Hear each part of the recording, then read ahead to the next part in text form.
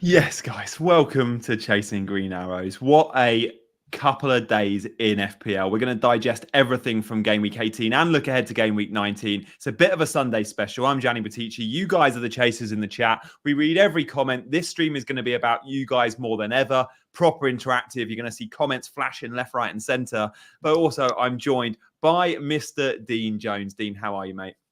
I'm good, mate. Yeah, I mean, this announcement that's just landed from Man United with the Ineos announcement is... Oh, what have I missed? I mean, that sums up the club, doesn't it? 5 minutes ago, they've announced that Ratcliffe is acquiring 25% of the company from now. I mean, what are they doing? Putting out like Christmas Eve at 4 o'clock. Like, what is wrong with this club? Is that not a terrible PR move to do it on a day when the newspapers aren't out tomorrow? There's literally and nothing no out. one's Nobody's working? talking about this tomorrow. It's like, what are you doing? Like, what's going on with this football club?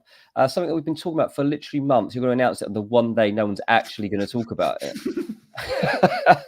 Any day, but this one or tomorrow is good. But yeah, ridiculous, mate. But happy Christmas Eve, everyone.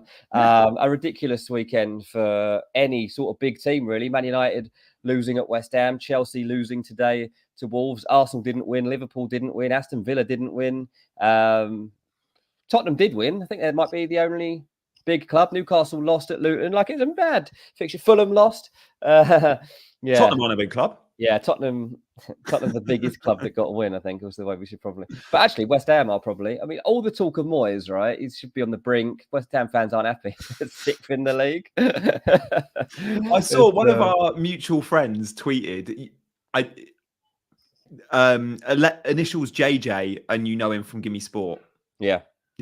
He tweeted, and he's a proper West Ham fan, right? Season ticket holder. He tweeted off the back of the Carabao Cup game, being like, "This is the limitations within the squad. What a load of rubbish! Like, the squad depth's not there. Moyes has got to go." And it's like, I get his point. Like, I do get his point. But then you go and see them beat United as they do, and go, actually, Moyes, putting Paqueta in the false nine to end the game, and buying players like Kudus. Like, his signing's been great, Moyes. What do they want? Knowing your limitations is very difficult in football, isn't it? This is the thing. You always think that you're capable of more.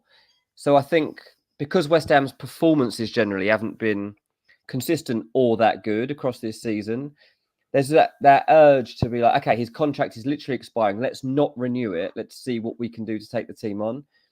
But honestly, that was just crazy. They got smashed by 5 twice in the past couple of weeks.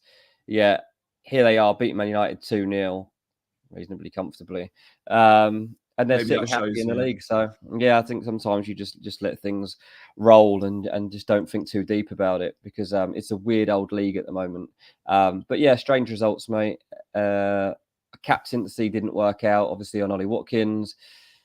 Really weird game that. A friend of mine did actually come round just before that game. And he was like, I'm not backing Watkins. He said, Villa they're really good, but they won't do it in a game like this. I was like, of course they will. He's like, they won't. I just do not trust them to do it in a game like this. And then literally, unfortunately, I told you. I was like, all right, mate, calm down. He did get lucky with that prediction. Like, Watkins was being tugged for a VAR check penalty, which wasn't given. Then there was obviously the disallowed goal, which was a Watkins assist. He could have had another. There could have been another penalty in the game. Villa were a tad unlucky in that one, I think. But yeah, Mark says Villa's build-up was so slow. I captained Douglas Luiz, was a nice differential, says ISG. Fair. Gianni told me Badiashile was Chelsea's first choice. I did. I'm sorry, Rob. I take that one. That was a bad call from me. I want to digest some of the headlines from the weekend. Do I start with Chelsea and we have to do Chelsea and we have to do Fulham, Dean, because you're at the Fulham game, and I think the Fulham game holds a lot of keys to potential captaincy in Game Week 19 for those looking at Dom Solanke, for example. But I guess we got to start with Chelsea because that game's just finished, mate. I mean, Nicholas Jackson is dreadful. He's not a footballer, is he? I've changed my mind, mate. He's terrible. It's not his fault, obviously. Like this is his limitation. But I was very early to call it, obviously. I was like, it wasn't like this guy is like useless. I was just like, this guy is not enough. This is not okay for Chelsea to be doing this. And look, your saving grace is Nkunku, right? Like he is the guy that can save your season. He must be watching this going, what am I playing with? Honestly, like he must be like, right, I'm going to have to just take this into my own hands. And already we've seen like his penalty in the shootout. You've seen him score here. And you're like, okay, so for Chelsea, if I'm a Chelsea fan right now, I am just clinging on to like, Nkunku's got to save us. Yeah. Nicholas Jackson, that chance in the second half where he suddenly like is going for on goal and like goes Left to foot. What is he doing? I don't have a left foot, but I would take a swinger at that. If you're a professional footballer and you can't put a swinger on your weaker foot, when you're that close to goal and you've got some time, like ISG says him and Darwin aren't footballers. I disagree. Like Darwin will score you a banger. Like they'll both miss sitters, but Darwin can score bangers because somewhere there is a technique to Darwin that goes, yeah, I can see how you made it as a pro footballer. The problem with Jackson and why I like Jackson so early in the season was I thought his movement was good. I thought his energy was fantastic. And I liked the fact that he was a nightmare to play against. Defenders didn't want to play against Jackson in the first month of the Premier League season. Now that's dipped a little bit because the enthusiasm's gone and perhaps some of that confidence has gone. But what I haven't seen at all this season with Nicholas Jackson is technique. I don't know if he's got it. I don't know if he's good enough to strike a ball from 30 yards to hit it top bins on the training ground, let alone in the game. No, he hasn't got that in him, has he? I mean, maybe at a lower level, but not at this level. He's not going to be doing that. Look, the thing is, right, you've got Liverpool, Chelsea, and Man United, three of the biggest clubs across the Premier League era, with three of the most dreadful scoring rates you've ever seen. Like, you put these three up against each other right now, and Nicholas Jackson at the moment is the guy that's getting the most flack, but he has got 7 goals from 17 games. I know that, like, we've talked before about the fact that how those goals came about, but you have to look at that. Okay, well, he has got 7 goals. You look at Darwin Núñez, like, you can see he's improving, but you still don't trust him. And then you've got Højlund, who in 14 Premier League matches now, 945 minutes, Højlund has played in the Premier League. 0 goals, 0 assists. Yeah. Is that his fault? I don't know, because Man United... I was listening to someone earlier on the radio saying that Man United have the 3rd highest cross rate in the league. I haven't checked this. I just heard this, but I'll probably be checking it right now. But so what's going on there? Is the delivery terrible? Or is Højlund as a 9 not getting on the end of them like you would do if you had that higher rate of crosses coming in? I don't know. Maybe it doesn't suit having crosses into the box. But if you're ranking them, actually, it's Højlund who's got the worst rate right now. And Man United's I agree. Man United's goal scoring is just terrible. Like they're a team that you just can't bank on any more than you would bank on a Burnley or a Luton scoring a goal. So really, really weird, the Premier League right now to judge. And the fact that we are putting in our hopes on Ollie Watkins, on Dominic Solanke, just goes to show that there really are very few high pedigree strikers within the league right now. So very difficult. And I know you were going to come to Fulham in a moment, but to just cover off Chelsea there, I mean, Nkunku is somebody that surely is now getting primed for that start because Pochettino needs him. He should be able to play 60 now, shouldn't he? We've seen a cameo off the bench. We've seen a 30. Now it's a 60. And then maybe next time he can play the 90. Did I hear in the commentary, is Cole Palmer now suspended? Mate, he got the 5th yellow for something which couldn't have looked more I want Boxing Day off. He rolled it was like 65 minutes gone. And he wasn't pumped in the game at all, Cole Palmer. He never is, right? So for him to kick the ball away off a silly foul would just look like, please book me. It's late in the game. Take the yellow. Sterling's yellow was a dive that I think was a bit unfair, but I don't know if it was a pen, but I don't think it was a dive. But Sterling's wasn't a book me, I want the day off, because Sterling's also got the 5th yellow. Palmer's Sterling and him are out on Boxing Day. Oh, yeah. Dave down tools, mate. So Nkunku starts? He's got to. He has to start because Pochettino's got no trust with Madueke anyway. And yeah, you'd think Mudryk and it'll be a front 3 of Mudryk and Nkunku. Maybe Madueke on the right. And then Sterling or Brozier or Jackson. Seeing Brozier and Jackson together, I mean, just low on confidence between them. At least Brozier has a bit of technique. But as I mentioned, like that Jackson technique thing is what really bugs. I mean, Jackson wasn't wearing football boots till he was 16. Like, that's genuine. That's a true story. Like he didn't. This is why I don't want to criticize him personally because he's only 22 now. I feel for him. Yeah, but you can only judge on what you see. And that's why I actually am more critical of Chelsea in their recruitment than I am of Nicholas Jackson himself. Like, if I was offered to play in the Premier League, I'm going to take it. But, if you're going to flop, then you're going to flop. And Nkunku in FPL at the moment actually is valued higher than Nicholas Jackson. Nicholas Jackson is 6.9 mil at the moment in FPL. And Nkunku is 7.3 mil. So 1.7% owned in Nkunku, heading into a home fixture against Crystal Palace, which I'd say is certain to start because of Palmer and Sterling being out. There's some temptation there. It's obviously more difficult to get him into your team because he's listed as a forward in this game and not a midfielder. Like some other player, and Nkunku must have been on the fringes of being a midfielder in this game. It's so weird because usually, and next season I think he probably will be. Well, it depends where he plays for Chelsea, but if you play as a number 10 or a wide forward, and I give you Sterling, Mo Salah, loads of examples. If you play wide, unless you're a number 9 and the only number 9 for your club, you don't get listed as a forward. So usually there's only one forward listed in FPL in the starting 11 of a team. So at Bournemouth, the only forward listed, for example, I think that actually starts in the 11 would be a Dom Solanke, for example. Tavernier plays out wide, therefore he's a midfielder. It's an interesting one with Nkunku because no one actually knows what position he was signed to play in. Because when you look at his minutes at previous clubs, he has played a ton as number 9. He's played a ton as number 10. He's played quite a bit off the left.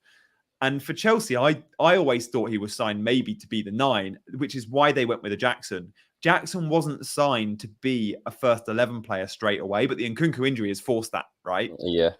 He's a work in progress. He's raw. They wanted to mold him and adapt. And actually he's gone, I'm going to play 15 Premier League starts, whatever it is he's had. Yeah. So it'll be an interesting one to monitor with Nkunku, where he plays and where his best position is. But he's so good, he'll score goals. And he's just got what all the Chelsea attackers don't have. And that's that clinical nature. Other than Cole Palmer, who's can look cool in front of goal. But yeah, he's a really good footballer, basically. And there's no doubt about that. And I don't feel like you can stop that. And I think it's the same. You've seen it with Cole Palmer. Like even in a bad team, he's managing to shine.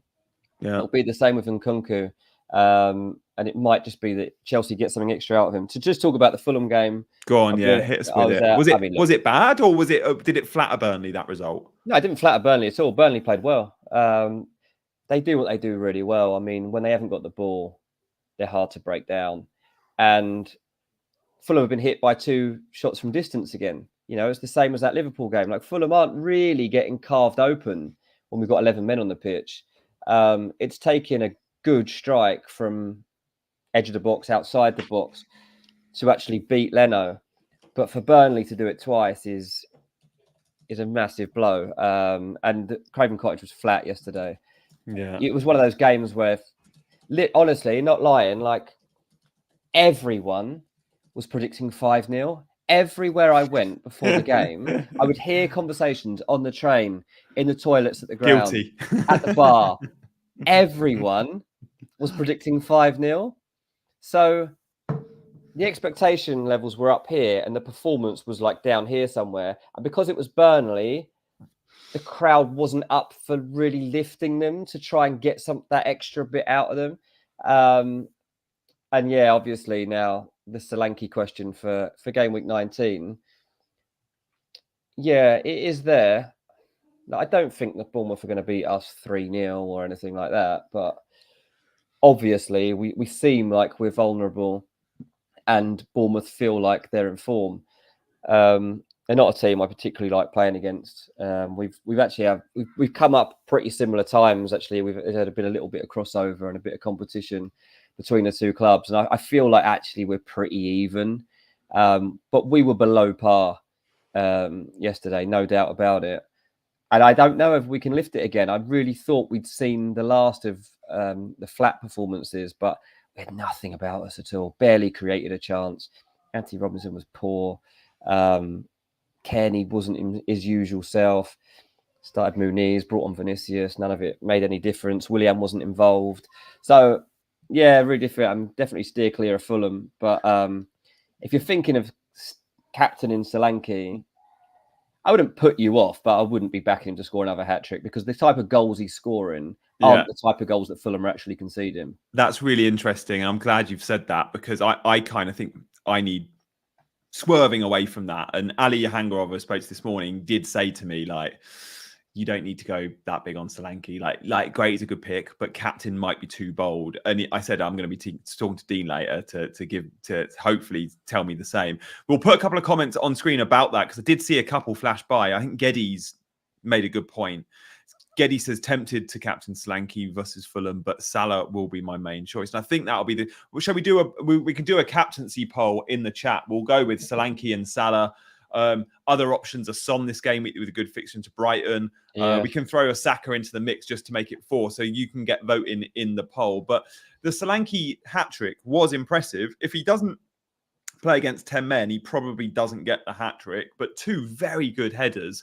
But again, what are Fulham like at defending crosses in the air? Like, I mean, Bassey's been playing quite well at centre-back. Bassey and Tosin are like, it's the bread and butter. Massive. How tall is Tosin? When he scored that penalty, I was like, oh, okay, I didn't realise you were quite that much bigger than everyone else. He's big, mate. Yeah, he's big. And he's been really on form as well. So that's what I mean. Like the type of goals that Solanke gets, especially headers, they're not the sort of chances that typically we've been getting off. I mean, we were a bit slack yesterday from set pieces, to be fair, but I would be very disappointed if Solanke was to score a header against us, knowing that Bassey and Tosin are going to be there. But Solanke, look, that last header from him, mate, it's different class.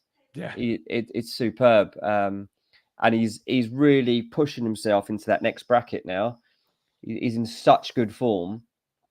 And it's interesting. I was talking to someone at Bournemouth at the start of last week because there's been a bit of transfer talk around maybe Arsenal going for him.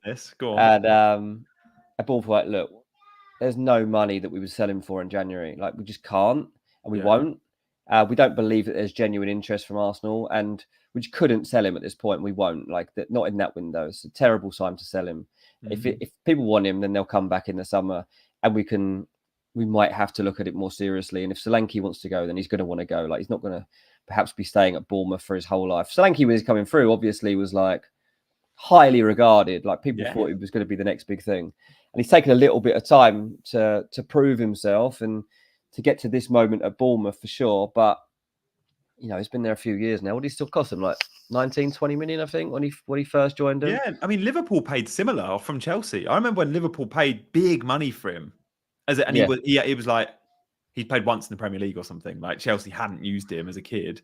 And he didn't quite, it was one of those, a bit like Zaha at United. Maybe it was just too soon move to go to Liverpool, but clearly finding his feet. But I'm seeing transfer gossip pages all the time. It's like, oh, Solanke's a cheaper alternative to Tony for Arsenal, and he'll probably get linked back to a move to Chelsea. He's not going to be cheaper because like Brentford value at Tony 60 to 80 million. Why wouldn't Bournemouth do the same thing? Yeah, probably younger as well, isn't he, Solanke?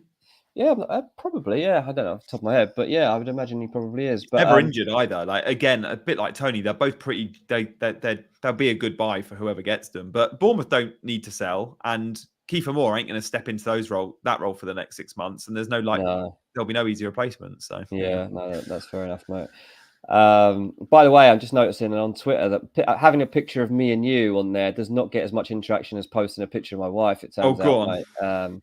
She got 3.8 million views yesterday, and me and you have only got 2,500 so far, mate. So it was ridiculous. Tell the story, Dean, because I saw this post and liked it. It was a very likable post for many reasons, but I honestly thought nothing of it. I was like, obviously Fulham had their first ever female referee yesterday at the game, so the night before I was like reading about the game. I was like, oh yeah, it's a female ref, and I was like, oh my god, my wife's coming to her first ever Premier League match on the same day. There's the first ever Premier League ref. My wife will love this. Like this makes it even more worth it for her.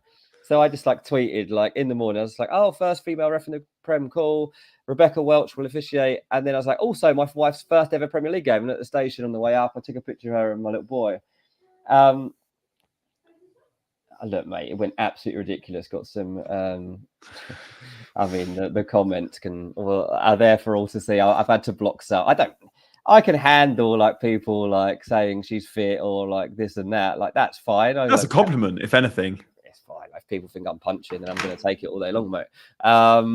But there was a few that were inappropriate, I'm sure. Well, I mean, FPL Twitter and football Twitter is often at times crosses the line. So I'm not surprised to hear that. Yeah, but obviously, like the further it goes, the further it goes, and basically, what I think ended up happening too was people thought she was the ref. Yeah, People yeah, read yeah. the tweet, and now I look back at it, I'm like, oh, I think, yeah. James says everyone thought your wife, and I'm like, I think they do, yeah, but why on earth would the ref have been getting a train to a game with the mascot?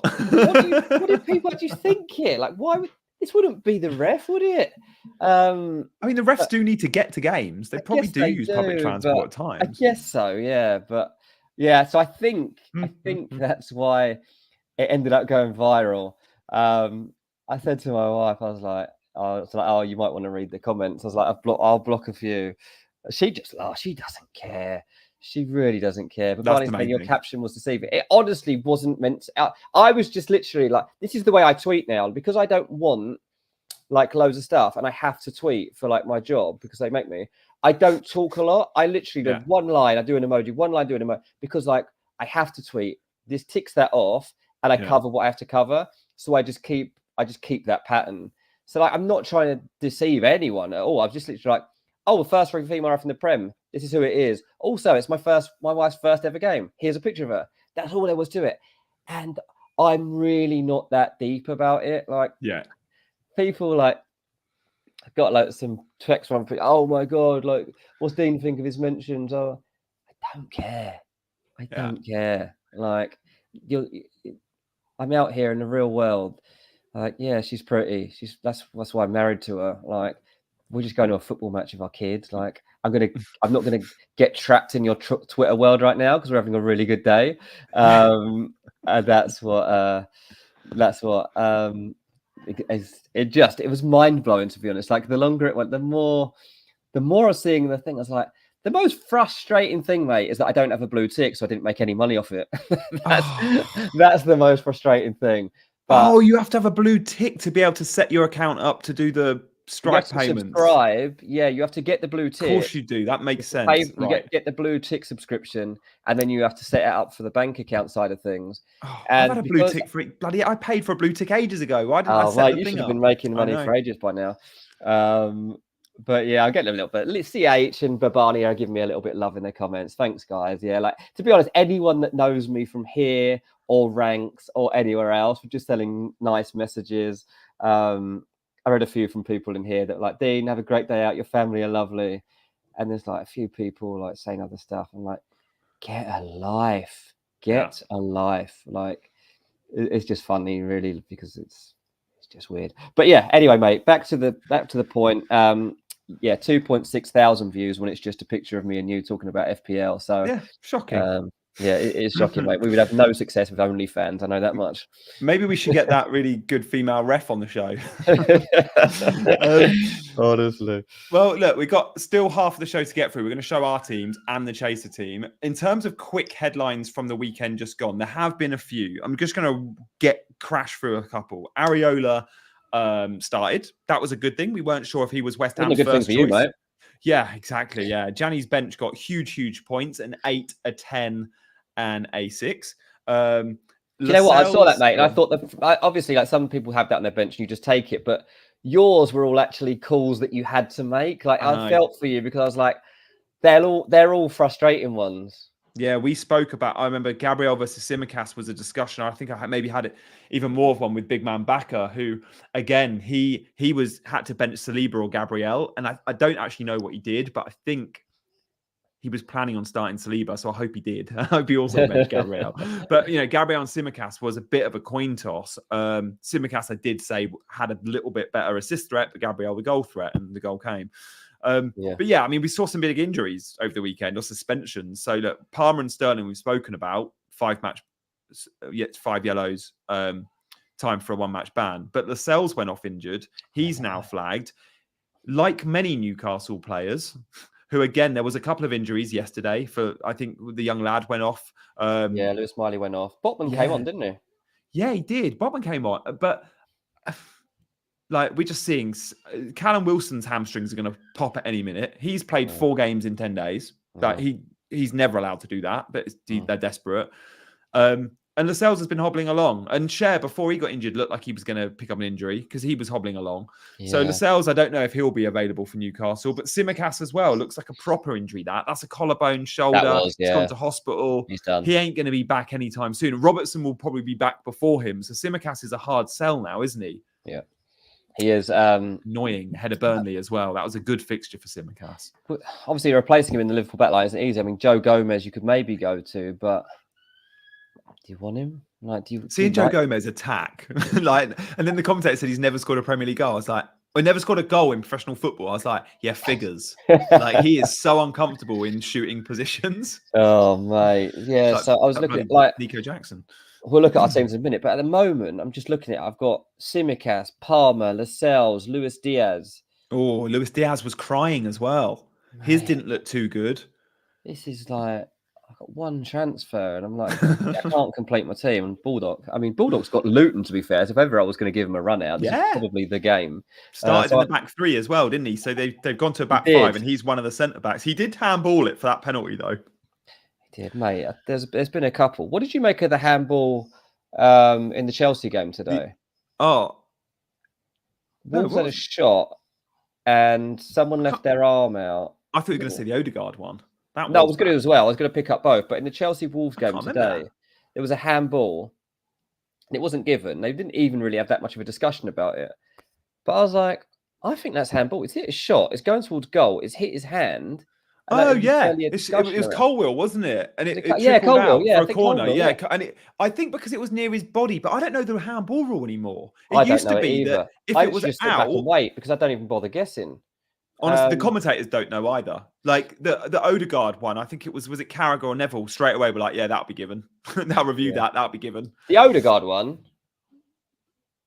I don't get it. How's that? Even Saliba came out afterwards and went, yeah, it was a pen, but we move on.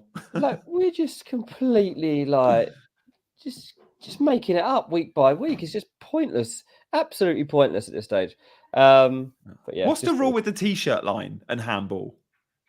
Is that still? I don't know. Because the t-shirt line thing was the offside VAR lines for offside, but then I'm sure the commentary team referred to it as like, oh, if it was above the t-shirt line. I was like, what? So if the ball hits you there, is that still considered shoulder if it's above the t-shirt line? I don't know. I don't know if the commentator was confused, but if they were, they've passed that on to me. If anyone in the chat can give us like a one sentence or two sentence handball rule definition, that'd be welcome. Yeah, I always mean to like get stuck into the rules and read it. It's so boring. The only time I ever start to like, do you ever watch Mic'd Up? Sometimes I do watch Mic'd Up. Oh yeah, I've Michael seen Owen thing where they go through VAR. I have watched that a couple of times because is that Sky Sports? No, I think it's actually on TNT. I think is it? Oh, it must be if it's Owen. Yeah, I think it's a Premier League thing. Yeah. But yeah, it is quite interesting. That Bolly decision as well, lads, was disgusting, says Ellis. That was unbelievable. Like, I cannot believe the Bolly decision. Like, that was, you're right, that was ridiculous. For a team fighting relegation, Forest now, I think we could probably say that. To have their main centre-back sent off in a big game, like, and arguably that will come down to being a 6-pointer, and now suspended for a game, knowing Bolly is also going to be going off to the AFCON, like, that's hard luck. That's hard. It's 60 minutes of football without him as well. It's it's a first half, second yellow. Yeah, that was a shocker. The handball at Forest was a penalty. ISG says as well. There were a few this weekend. Yeah, that Mic'd Up show would be worth a watch this week. You're right, Dean. Yeah. What should we do? What's the time? We've got about 25 minutes. Yeah, let's get through our teams, and then we can do a good amount of questions. And I'm sure, knowing we're getting in towards the transfer window, one or two transfer questions might pop up as well. So I want to know about Ivan Toney and just your stance on that, knowing Chelsea and Arsenal heavily linked. And also, like, what will Brentford do? Because I think Mbermo's still like when he's back fit. Yeah, Brentford's an interesting one. I think they'll have a good window. This is you. So my 55. 55, which was okay actually this week. I think I mostly got green arrows in my mini leagues. But yes, I bought Porro in for the last game week. Obviously, that hasn't really paid off. Unlucky though. He was on for a clean sheet, wasn't he? Yeah, and I want him, to be honest. Like, I'm happy with the pick still. He was on bonus points when that clean sheet got wiped out as well. He was on for a bonus. Yeah, he's always going to be on for bonus when he cleans. He's so good. Yeah, definitely. It was just wrong captaincy choice for me. It was like the four that you might have considered, like Watkins, Salah, Son, and Solanke. I've just gone the wrong direction on it. I mean, I talked the other day about late on, someone said, hang on, what you're saying is that Salah should probably be captain here because Arsenal always concede and Salah always scores. And we were like, oh, yeah, that's a good point. And then Salah scores the only goal. So I'd have got an extra Good 10 goal. points. If I'd have got 65 points in this game week just off that decision, happy days. That would be a really good week for me. So that's slightly annoying. But obviously now Alvarez comes back into the team. Nice differential because Haaland hasn't trained today apparently, and I can't see Haaland playing or starting that game. So that's nice for Alvarez. Yeah, so I'm happy to have Alvarez. Obviously scored in the Club World Cup, so that's good too. I imagine what I'll do is Palmer will go to the bench, Luis Diaz will get sold, and then I will look for to transfer in a midfielder. Simicast will just drop it. I'll probably this week just play with no bench. Yeah, and you can start the cells, and if he doesn't play, you get Bulldog coming in, so it's not the end of the world. So that's what I'm going to do. I don't know. I'll be honest. I'm very open to this, like how to get my fourth midfielder. My fourth midfielder, I just haven't nailed all season, or fifth midfielder, whichever you want to call it. I don't really know where to go. I mean, the most in-form midfielder I could get is Kudus at West Ham, who's off to AFCON. Who's off to AFCON, and he's playing against Arsenal. What about Bowen? Because West Ham have got good fixtures after the Arsenal game. Yeah, that's the thing, isn't it? If I'm going to stick with this person longer term, then Bowen is just prolific. He's absolutely prolific. He's amazing. I really like Bowen. So yeah, I do think that from that perspective, we look at Bowen. Let me just check. Ice G says Paqueta. Give us your thoughts, guys. Midfielders for Dean from Luis Diaz. I mean, Richarlison's another one. If you go down 6.7, I think he is. Brennan Johnson's like 5.6. What about Pascal Gross? I don't know if you want to go necessarily to Brighton. Douglas Luiz will do well against Man United. Yeah, but it's meh. I think Spurs or West Ham. Yeah, Spurs. What about an Arsenal player? You don't have an Arsenal. I don't have any Odegaard's playing very well. He got the 3 bonus yesterday. He got the assist. Odegaard could be on pens. We don't know. Him and Saka seem to rotate, and Havertz. Havertz is suspended, but Odegaard. The problem with Odegaard is if I go Odegaard, I'm then eaten into my Haaland money. Yeah, you did say I've got the money to do it, sure. But if I want Haaland, but if he looks like he's coming back for that next game at the end of the year, Sheffield United at home, I can't do it. I just can't. I won't be able to get there. So that's what will be holding me back from that. So that's a bit of a concern. Whereas most of the other stuff, I think, will be fine. What about your captain this week, Dean? Because at the moment you've got, you go Salah. Salah's got the best fixture. It's Burnley away. You've just watched Burnley. Did you watch them and go, Salah's going to tear this team apart? Or Son's got Brighton at home. That's a good fixture for Son. Solanke we've discussed, but probably said don't captain him. Watkins goes to Old Trafford. I mean, Watkins will score probably. To be honest, I think you have to back Watkins to score at Old Trafford. Like, Man United won't win that game. Solanke, I'm not captaining because he's playing against Fulham. It probably is going to be Salah. I mean, he's had a lot of disrespect on his name, hasn't he, recently? And then he finds ways again. A no-look goal from Salah was pretty special. The way he just smashed it in the top corner. So I did like it. Burnley, I tell you what, the best thing about Burnley is their goalkeeper, mate. Like Trafford, he's good, isn't he? He's so good. In the under-21s, he was amazing. He's a brilliant goalkeeper, and even though we didn't test him that much yesterday, there was literally no hate, obviously, towards Burnley. I mean, they're not really a team you're going to hate. Generally, people just fair play to them. They deserve to beat us. But everyone was like, oh, Trafford's a good goalkeeper. And he seems like he's going to just grow as well. Ice G there, says James Trafford, top notch, really, really nice player. But obviously, Liverpool at full tilt are going to be difficult to stop. And, it's such an open title race at the moment that Liverpool are going to be seeing this as an opportunity. You're up against a side that are Burnley second to bottom? Yeah, second to bottom in the table. And when you look at the form, consider where you're going to be here. Burnley, 13 defeats out of 18 across this season. Yeah, Liverpool are turning up at that game, obviously expecting to win. Liverpool have only lost once all season. So Yeah, I think Salah's going to have to be my go-to for this one, mate. I'll probably end up doing the same. I think. It I think just I'll do seems the like the same. safest bet. It does. I've got Darwin in that fixture too, who should start with the Luis Diaz injury and with Gakpo having this will be his third start in a week. Darwin probably alongside Gakpo, I think will start. So let's have a look at my team. 55, Dean, well played. Like that's a good green arrow. I'm on a red arrow. I think I got around 45. Oh, did you? So yeah, You bad wouldn't have week. that bench, mate. Yeah, exactly. You know, the 10, the 6, and the 8 on my bench was depressing. I got flags all over the place. My transfer plans, though, Dean, what do you think to this? I've got 3.7 million in the bank to sell. Okay, to get Trent Alexander-Arnold, I need to sell a Liverpool player because I've got 3 Liverpool already. Well, that's fine because Tsimikas just got injured and he's 3.7 million, the exact funds I've got in the bank, the difference between the 2 players. So I can go Tsimikas to Is it Trent, really? literally, and have 0.0. That was not planned at all. I was planning on rolling the transfer this week to then have 2 to get Haaland in next week. I'm now, by buying Trent, forcing my hand to then go -4 to bring Haaland back in next week, which I think I'm willing to do.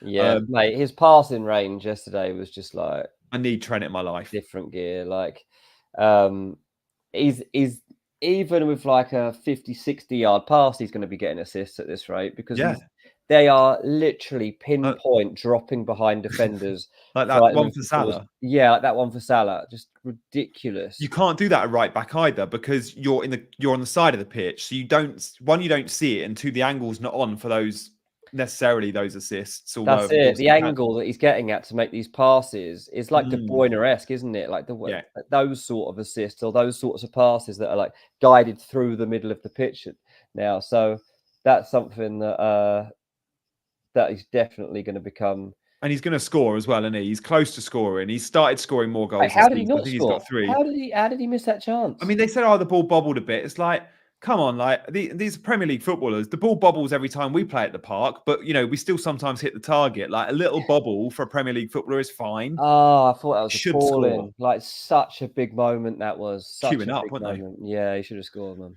So if he does score that goal, and in games where he scores and keeps a clean sheet, which is very possible against Burnley, I might add, it's a 15-pointer because you get the 3 bonus as well. Like Trent is close to a double-digit haul, and I want to be there when he gets it. So sure, the plan to buy Haaland back is there because I just sell Salah and I go to a 6.6 million mid or less. Yeah. Brennan Johnson is under 6. I might go there. But you could then look at it and go, you're spending funds of your Salah money. How do you get Salah and Son back in your team if you're buying players like Trent and you want to keep a Haaland? Well, quite simply, I don't think you can have a team of Haaland and Watkins, which many have got, and Trent and Son and Salah. You've got to drop one of them. So at the moment, I'm like, I'll figure out what I do with Son and Salah when they finish their international competitions in game week 25 and then decide who I want to go without. But for the time being, I don't want to miss out on all these Trent points. So I'm happy to go there now and think about how I get a Son or a Salah back in, or how I have to only have one of them. I'll think about that then. Like maybe I go without Son for a few weeks and then I go without Salah for a few weeks. I'm okay experimenting with that. Or maybe by then Watkins is rubbish and we replace him all with Adebayo. Yeah. I don't know. No, I know what you mean. Yeah. Worry about that then. Look, you might miss out on some points at some point, but that's part and parcel, isn't it? Alejandro said, had he scored, I would probably have a small green arrow. Also a Liverpool fan, so it actually hurt. Yeah, I feel for you, mate. That was pretty mad. Those that captained Salah and had Trent in their team, and it's like assist from Salah, goal from Trent, it would have been huge for him. Honestly, it just seemed inevitable. I just couldn't believe it didn't happen. But yeah, it's looking good, mate. You know, your team is shaped up nicely, and even with all the flags that are all over the place at the moment, you look like you'll be pretty well built. Yeah, and Lascelles will be a sell eventually with Sharon Botman fit, but he's my 4th defender. And if I've got Trent, Porro, and Gabriel in place, I'll worry about Lascelles in a bit. Foden's going to be a nice differential, especially if Man City double in 25, which is forecast against Brentford. We should be able to confirm that in the next few weeks. Let's have a look at the Chaser team, though. We've got to set it, Dean, because we're not going to be able to set the Chaser team, are we? Oh no, good point. How'd they get on? 39 points. Ouch. I really didn't want the Chasers captaining Watkins. We made a big point of it, didn't we, Guy? This isn't your game week captain. This is the You Chase did. You game. said Week, go something different. Go Solanke, and he got 17 points. Imagine that, the difference it makes. A double captain on 17 points in a game week like that is lovely. But never mind. We're learning from this experiment along the way. I don't know how much money we've got, but can we go Simicast to Trent like I'm doing? Like that just makes sense. Yeah, I mean, there needs to be a big upgrade somewhere, doesn't there?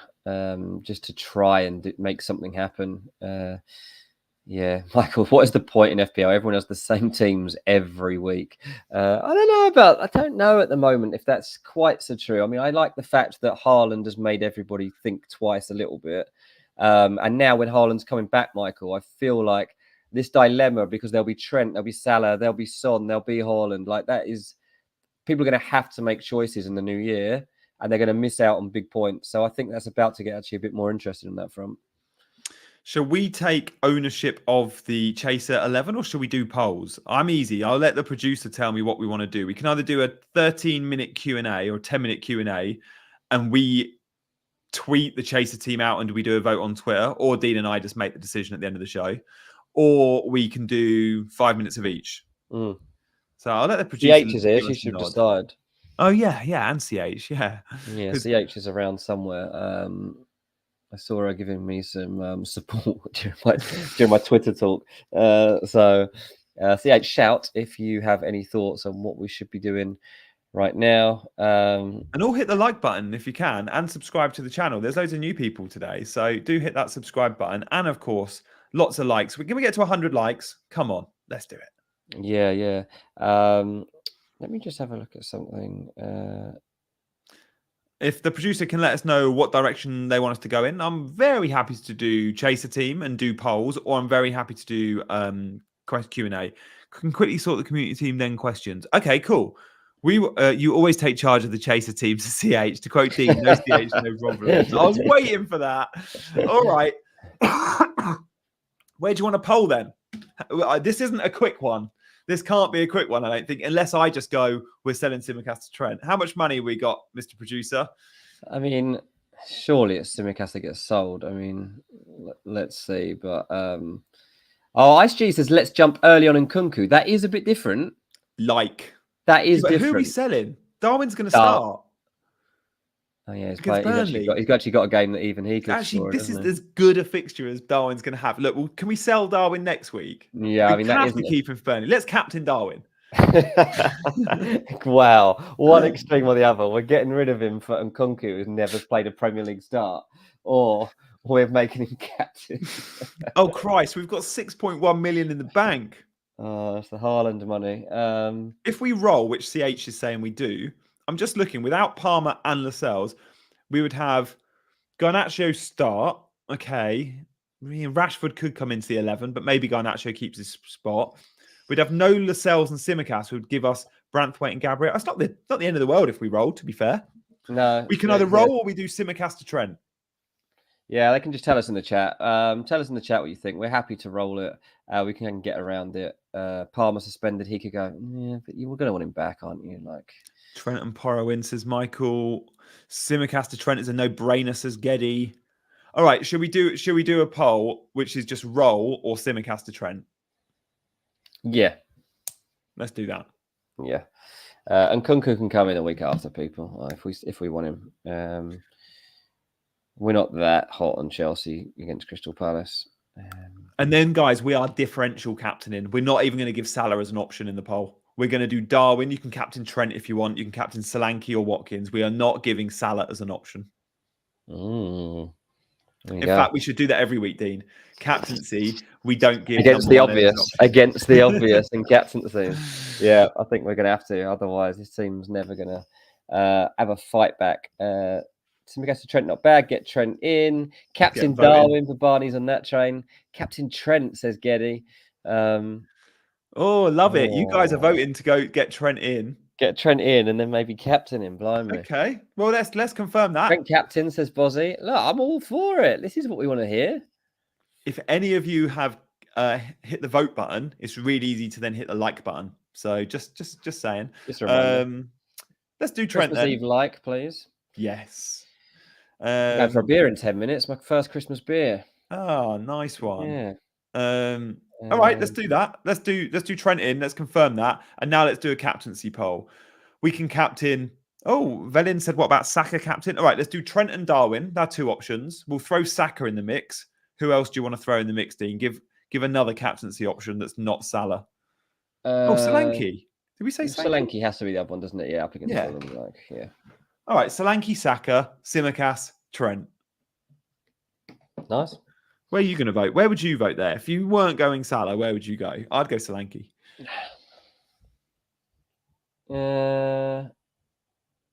I do think there's a lot of sense in it. I think that Solanke is in such good form. I don't I need to check this, but I'm pretty sure our record at Bournemouth is not good.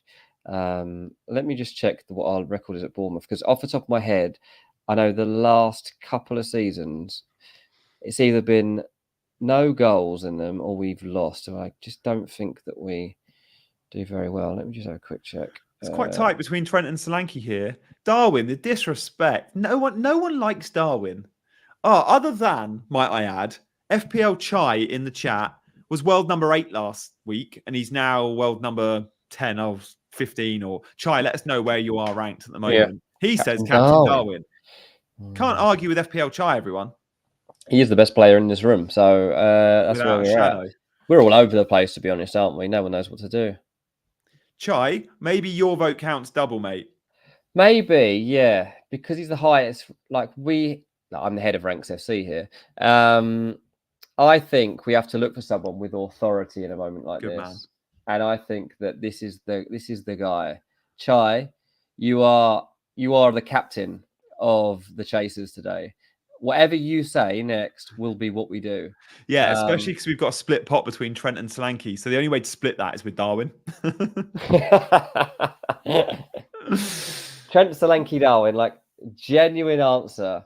2 kind lads. It's easy for me to choose someone else's pick. So Chai, are you confirming we should go Darwin? Because if you write the words, you should captain Darwin, we will do it. And we'll overrule all 65 votes. Yeah, we will. We will. That's the kind of people we are on Christmas Eve.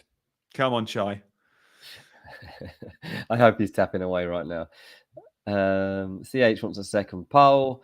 Geddy says Nunes is bad for people's mental health. Yeah, I'm not sure I could handle that. CH always wants a second poll. Loves it. Loves it. Guarantee has a job in polls. Probably counting for the government or something.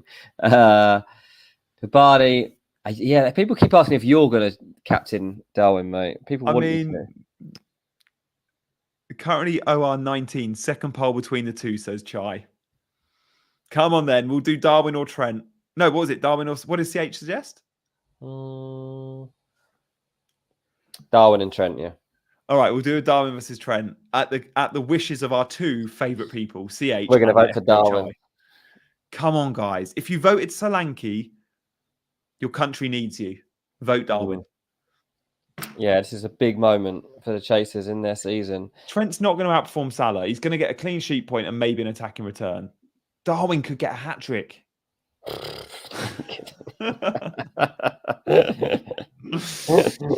No, he couldn't. He's got new boots as well, Darwin. He's now sponsored by Adidas. He's wearing the new Preds. They look wicked. Oh, is he? Yeah. He's moved from Nike. Well, that's bad news. New Predators. Boots bounce. Yeah, but he never scored in Nike, so you maybe will in Adidas. Yeah, but Predators, remember when they first came out, the whole idea of Predators were you're supposed to add curl to your shots. He doesn't want them curling. They'll be going even further wide. More throw-ins. Darwin screams regret. 59th minute sub and a yellow card. Well, we'll soon find out because... we've ended it. It's everyone's gone in the other direction. Yeah. Fair play. We tried our best. Guys, thank you so much for all your votes. And FPL Chai, we appreciate you in the chat. If you've got a question for Chai, you might be about to have your question answered by world number 15. So I'm sure he'd be happy to get back to you. This is Ali Yahangarov vibes from last year, isn't it? Do you think he's going to win it? You think Chai's going to win the whole thing? Imagine we had a winner 2 years in a row from this chat. I think he could. I think he could win. I don't want to put pressure on the lad to say I think he will win, but I think he's got a good chance. Wait. Be on the show soon. Good luck, Chai. Have a good Christmas. And by that, I just mean like in terms of football. I don't care what you do outside of that or whether you even care that it's Christmas. Just make sure that you're fixed on your team and you have a good one on Boxing Day. We might get through some quick fire questions. Why is Darwin even in the conversation? Gianni, stop rating him, says Nuclear. Nuclear hates me. Actually hates me. I sometimes wonder if Nuclear hates us. Maybe it's a love-hate thing. Maybe can't decide. Nuclear, we're always so supportive of Nuclear Atoms. His Real Madrid bias, I'm backing Real Madrid to win the Champions League, like publicly. Like I'm saying Real Madrid are winning the Champions League this season, like outright. Nuclear. So you should definitely be giving me some love too. CH says Nuclear doesn't hate you, he just doesn't like Darwin. Well, he won't be saying that on Wednesday when Darwin bags a brace against Burnley. I've gone down from a hat-trick to a brace. It'll be a solo effort. Dean, do you think City go for Paqueta again? They do like him, but the whole betting thing needs complete clarification. They will come back in for him. I don't know that it's in Jan, to be honest. I suspect they'll wait for summer, knowing West Ham won't sell him now. Like West Ham are not going to sell Paqueta halfway through a season. They'll do a Declan Rice and they'll be like, you can wait till the summer and then someone can pay big money if they want you. They won't sell him right now. He'd look bloody good in a Pep team, though. Watching him against Man United, he's flying at the moment. Good question, though. Get your questions in, team. Yeah, last few minutes before we go and start Christmasing. Wow, off court. I'm a Hull fan and know what Lewis Potter can do. I've taken him this week as an Mbeumo replacement to spread funds. What are your thoughts? He might not start though. Lewis Potter's not nailed. Yeah, that is interesting. Big call, off court. Nice to have a Hull fan in the chat. Very good, very good. I like some local support, which I presume it is. Not a glory supporter there. CH, all the polls. It's all about polls. It keeps you engaged as you talk. Yeah, it does a little bit. CH, I agree. If it was up to me, I'd have every second polled. Yeah. Yvette jumped in with a question, and I don't recognise Yvette, so I'm gonna read it out. I think we want to keep people around. 1 week punt for 19. Wild carding in 20. Who to sell? Got Saka, Salah, Palmer, Son, and Gordon. Archer, Watkins, Solanke, Trent, Porro, Saliba. Who would you sell out of that little batch? Oh, a vet. I'd get rid of Gordon now. Fixtures are about to turn and he's definitely injured. I'd consider getting rid of Saka on wildcard, genuinely. The others, just know that Son and Salah are both going to be transfers out for you soon. So I'd consider going without one of them on a wildcard now. In terms of chips in Serie A Fantasy from Mark, no, there is no chips from memory. You just get a second wildcard. Palmer suspended, yes. Merry Christmas, Jane. That's the best gift. Thanks, CH. Every stream do a pull shot for good luck. I don't know if I can do that to the producers, but maybe again. I did it for the first time. On the table? Well, for the first time ever on a stream. I think it was Luke. I was streaming on my channel last week, and he said do a pull shot, so I did one. And I genuinely think it's the first time I've picked up a cue since Guy was born 18 months ago. Oh, did you? Bearing in mind it's next to me all day, every day. Yeah, and I potted it. I do it. I black. I put the black on the pink spot and I put the white on the green spot. And I was like, if this happens, Chelsea, if this goes in first attempt, Chelsea are going to beat Newcastle tonight, Carabao Cup. And yeah, they did. Wow, what a day you had. Yeah, for once. What's your favorite Christmas movie? I'm going to say Home Alone. Home Alone is great. Do you know what? I watched Die Hard for the first time ever last night. I'd never seen it. Jesus, that is by many. It came on TV. Like I actually watched a film on like normal TV, like with adverts. Oh wow! It was so weird. I was like wrapping the kids' presents, and like it came on, and I was like, I've never watched this. Did you have to stop for the news at like 10 o'clock, and then back to the film after? My favorite at the moment it's Santa Claus because it's all my kids watch all day, every day, and actually. It's kind of got me in the mood, so I'll give him. Oh, we've got super chat. Abir, I have 4 flags. Shall I free hit? Thoughts? Oh no, don't free. This isn't a free hit week. You'll be fine. 1 free transfer. Take a hit if you need to, and you've got a bench. Benches are there for a reason, team.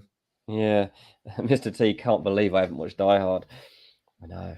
I must admit, I don't think I've watched it in 2 decades, but you know, I'm keen to see it again. It I was saw a poll on great. Twitter. Many said it was the best Christmas film on Twitter yesterday. There was the final, the best two with the most votes were Home Alone and Die Hard. Were they? It was great. Like watching a film that old for the first time, and actually knowing it's obviously a good film because like it's classic. It was really good. I enjoyed it. Even with the ad breaks and the 10 o'clock news. The outbreaks was so funny. Run to the toilet. Can you get back in time for it restarting? Oh, Dean, you are going to the bar in style tonight. Maybe we shouldn't hang up. Let's not hang up because the super chats continue. Mate, I'm still not sure that if you add this up, it will get me a pint. But okay, smash that like. London Thanks for your prices. streams. I have them on as I work through the days when you stream live. Streak Oh. live, it says. We have never streaked live off core. That'll be for a different type of show. But thank you First very pull much. shots now streaking. Yeah, we do really, got really blood. appreciate all of you, and thanks for all jumping back in every single week. It's been great. That is lovely. Off call. That is such a lovely thing to do at Christmas. You are now our top 10 chaser. You're in the category of top 10 chasers, along with FPL Chai and CH and Heather, FPL Cameron. Freddie. He's Cameron always in the pays mix. us. Nuclear Atoms ranked 99th top chaser. You know, there's loads of big names around today. So thank you, team, for supporting. Guys, we'll be back. I think we're doing a deadline stream on Boxing Day. So watch this space for that. Yeah, watch this space. And the deadline will be at, I think it's 11. If the deadline's at 11, I'm pretty sure Big Man Backer said he wanted to do 9 a.m. So we'll be doing 9 till 10. So it'll be an early deadline stream, which will be great because that hour is before loads of the big YouTubers go live at 10. So 9 o'clock Boxing Day, I think, is what has been suggested. So put that as an alert, put that as a reminder. We'll see you 9 a.m. Boxing Day. But for now, guys, we'll see you very soon. Thank you for watching. Like, subscribe, welcome. We'll see you very soon. Have a good Christmas.